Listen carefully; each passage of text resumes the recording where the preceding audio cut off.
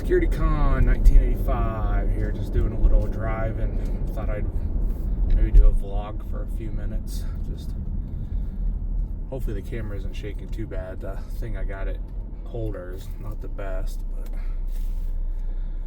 but I'm driving about an hour south in Ohio here.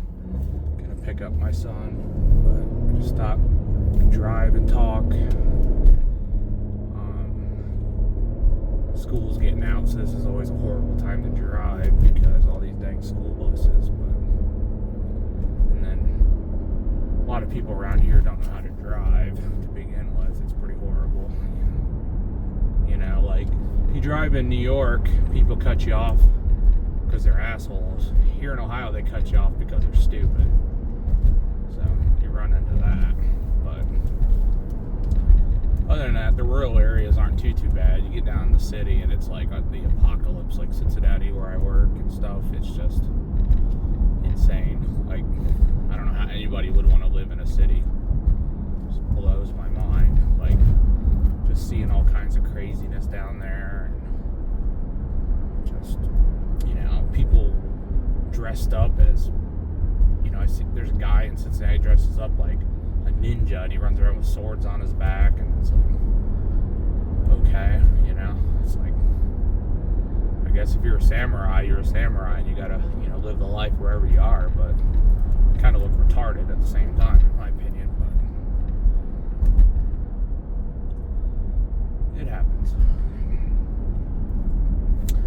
Let me, maybe, I'm gonna try moving this a little bit. There we go. As I drive.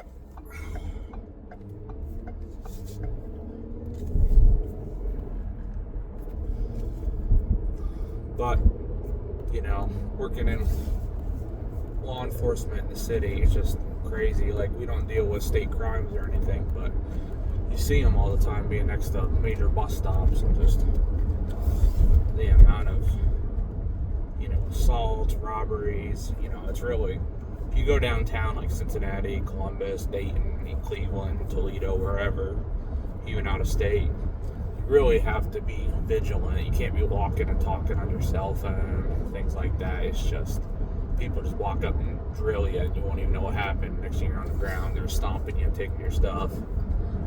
Happens all the time down there, you know, especially at the bus stops. Those, you know, that place is just a criminal haven anymore. It's, you know, it's a shame for the people that gotta ride the bus, you know, that are good, hard-working people, and they have to deal with that. But there's just so many assaults and fights and just craziness, and just, you know, just the amount of things you see and get involved in being down there is just stressful, and it's not worth it, you know. So that's why I recommend, you know, being vigilant, you know, like carrying a firearm and something maybe less lethal, pepper spray, or, you know, even a baton or a small taser, not the stun guns, but like an actual like taser that shoots prongs. They make like civilian ones, but you gotta have stuff like that downtown. I know there's some restrictions in certain areas, but, and I'm not giving legal advice, but you gotta carry a gun, you know, when you can down there. It's just, you know, crazy. I mean, nowadays I recommend everybody carry a firearm legally wherever they can and go, because, you know, active shooter threat just everywhere. You know, and that mentality, it'll never happen to me or here, is just, you're asking for something horrible, you know, instead of being ready for it. You know, it's better to be prepared than, you know, sorry. And that's the way I look at it, you know. Sometimes I carry a little extra stuff, you know, and I'm kind of a nerd about it, you know, but I've done this my whole life, so, and, you know, I am a nerd, so. But yeah, I recommend firearms, getting training. You know, there's schools all over. There's a good one here in Ohio, Tactical Defense Institute. There's, you know, you could go down to, like, you know, Tennessee. There's a couple like Valor Ridge and Tactical Response. There's Gun Sight out west. I mean, just you can't live very far from some sort of firearms training. You know, it's an investment. You know, And it's not teaching you how necessarily to be, the best firearms, shooter or whatever. It's giving you things to practice. You got to keep practicing after the class. Dry fire, or getting one, guns that, have the repetition where you can pull the trigger and you don't have to rack the slide. Things like that. That's, vital to your growth, with a firearm. And, you got to do it. You can't just expect to go through like a CCW class and it'll be the first time you ever handled a firearm and then thinking you're, Clint Eastwood and a Western there where you can just draw and drop like 5 dudes at once. It's just not feasible. You're going to go down to your lowest level of training and when you're under stress, so master training. So, if you sit there and dry practice once or twice a week at least, doing it like maybe a couple hundred repetitions, it doesn't take more than, 30 minutes. You're going to be a lot more proficient, practicing, magazine changes, obviously keeping ammo separate, conducting safety checks. You don't want to be in the same room as the ammo. If you got like a bunch of books, you can use that as a backdrop, just, as a worst case scenario, you mess up, and you accidentally shoot, which you should never do because you're doing your safety checks. If you fall for firearm safety rules, you should never have an accident. But, we also live in the real world where it does happen. So, if you put something like, if you have a vest or, a bunch of thick books, stack them up and use that as a target while you're doing your dry practice. That way, God forbid you have an emergency, you at least have something that's probably going to stop the bullet and, keep you out of, jail or prison for, shooting through, if you live in an apartment, shoot through a wall and, smoke some dude making freaking meatloaf in the next room over. That's not going to be a good day for you, even if they, it's an accident, it's still manslaughter most likely you're going to get hit with, or negligent homicide. It doesn't carry a huge prison sentence. It can, depending on your state, but yeah, the next thing you know, every family member that guy ever had is going to come out of the woodwork and, sue you for everything you got because, family members mostly smell money. And next thing you know, every bit of money you ever make the rest of your life is going to go to some person that you don't even know. And you're just going to be miserable and your life's going to be practically worthless. So that's why it's key to, having good firearms safety checks and just, being real careful. If you got someone else in the house, have them come in the room while you do it, check the firearm too. Be like, hey, double check this for me. Look down the barrel, shine a flashlight or a bore light. And, if you got two, you got 2 other people, and have both of them come in and check it. And, I've been in classes where, as an instructor or the instructors have walked around to each student in the class and had them check the firearm just because we want to be safe. We don't, you don't want to kill somebody in training or yourself, So always go above and beyond safety checks when you can. You should never not be able to. There's no reason not to. And then practice your dry fire. You could practice other things as well. You can practice, like I said, magazine changes. Do some dry fire practice with your offhand mag changes. Recommend doing mag changes where you only have one arm. A disabled arm are real good to have, just a general understanding of how that works. Like putting the firearm between your legs, dropping the mag first, obviously, and then putting, a mag in and racking the slide off your belt or your shoe or anything that's hard or table that's in the room. Just get a feeling for that. So, if you do get wounded or something, you're still in the fight, you just don't give up, because as long as you're breathing, as long as you're feeling pain, you're in the fight. In those scenarios, we don't give up, we don't cry about it. We just get back to work and get going, and it sucks. But, fights aren't rarely fair, so you gotta stay in it no matter what. Don't give up, because people you might be counting on you. You might be with your family when this scenario goes down. You want to be able to stay in the fight no matter what, till the eyes go shut and the light, shines on you. You're still in the fight, So, and if not, keep fighting and die a warrior's death. There's nothing more honorable than someone who gave their life for others, trying to protect them. Die, like I said, die a warrior, hero's death. And it's risky business. That's why you tell people when they go through firearm stuff, this is, something serious. This ain't something to take lightly. You may be in the worst day of your life, with a firearm, and you guys just gotta suck it up, keep going. So always be in that mindset. Jeff Cooper wrote a book. I can't think of the name right now, but it's basically a mindset book. I'd have to look it up and post it. It's a real short book, but it talks about condition red, yellow, white, and how we're mostly in condition like white or something, not paying attention, nowadays, looking down at our phones or having headphones in both ears. Like, if you're going to wear headphones walking around, especially like a city or something, just put one earbud in and keep one ear at least out if you're going to do that. At least gives you some sense. If someone's walking up behind you or whatever, you want to be able to hear that and kind of sense it. When you both earbuds in, it's really hard.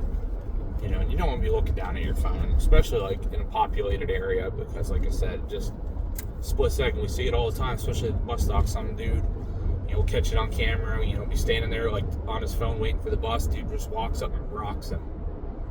Just, picks up his stuff, walks off, and the guy gets up and, sits at a place. They try their hardest, but they're, so short-handed. Their chief just got fired because she was awful. DEI hire, unfortunately. Not getting political, but she was just total garbage. So you gotta be vigilant. It sucks and it's not always fun, but you gotta do it, because it could be something worse. One time dude doesn't punch you, he comes up and sticks something in you sharp. Next thing you know, you got an extra hole you didn't start the day with, bleeding all over the place. And just in the right spot, you're gonna bleed to death in a matter of minutes, or drop dead, depending on where he hit you. You didn't even know what happened. So you gotta be vigilant, and you gotta kind of be in a profiling mindset where you're looking around. This guy's, you're at the bus stop, you see this guy's being loud and obnoxious and kind of threatening people and stuff like that, and you're like, boom, that's the guy I'm going to focus on. He's, I'm not going to take all my focus off and put it on him, but I'm going to put a little extra on him because he's giving signs that he's probably done something bad to people and will continue. And like I said, keep your hands out of your pocket, keep them kind of up. I'm not saying keep it like an interview stance like police officers, but keep them in a spot where you're not tied up in something, like your hands in your pocket and dude comes up and rushes you. Now you got a extra few seconds, you got to take your hands out of your pocket and react. So you want to be able to push him back, gain some distance, strike in the face, open palm strikes, closed fist strikes, a jab. Good jab in the nose, either open-handed or close-handed, can stun somebody enough for you to gain some distance, get back, and you got other types of tools, and you're justified. Pull up pepper spray, let them cook a little bit, spray them, and across the eyes. You just sit there and let them melt for a while, and just split things like that. And then if it comes to the deadly force, and you need to draw your firearm, and you're justified. Just remember, justified. Then you want to create distance for that too, and you say hey, and stuff like that. So put them at gunpoint if you have to, and just say get back. Tell them do not take a step closer. Now, if you're at like a bus stop or something, remember also you're going to be being recorded. Everyone's going to pull out a phone and start recording you. So be careful what you say. Don't be like, die, motherfucker, die, on camera, because the police are going to see that. Give strong verbal commands of stop, get back. I do not want to have to use this. Step back, but I will. Don't swear. I mean, adrenaline, I've sworn at people, at times. but try not to, just give strong, clear verbal commands. Stop, get back, somebody call the police. And if you have somebody there that and have them call the police, make sure they give a description of you. Say, hey, my whoever, if it's your, mom, if you have, if you're with your teenage kids or a friend, just say, have them get a description of you and say he has a firearm out, that we are in fear of our life and we are defending ourselves. My partner or friend has his or her firearm out, and give a description, black shirt, blue jeans, brown hair, whatever. So when the cops know, they're going to show up, they're going to see that somebody, a concealed carry person, has a firearm. It's going to maybe increase your chances of them not, getting a little zealous and whipping out, their guns and, smoking you for no reason. But as soon as you hear cop cars, put your gun away and, put your hands up and just say, hey, I was in fear of my life. I was defending myself. I plan on cooperating fully. That person was trying to hurt me. I want them arrested. I plan on cooperating fully. I'd like to speak to an attorney. You can do that. Or, I don't always recommend talking to the police because police don't have your best interests in mind. So just remember that. You could give short, concise statements. Don't go into detail yet. Just be like, you could say, hey, I'm really shook up right now. I need a glass of water or something to drink on.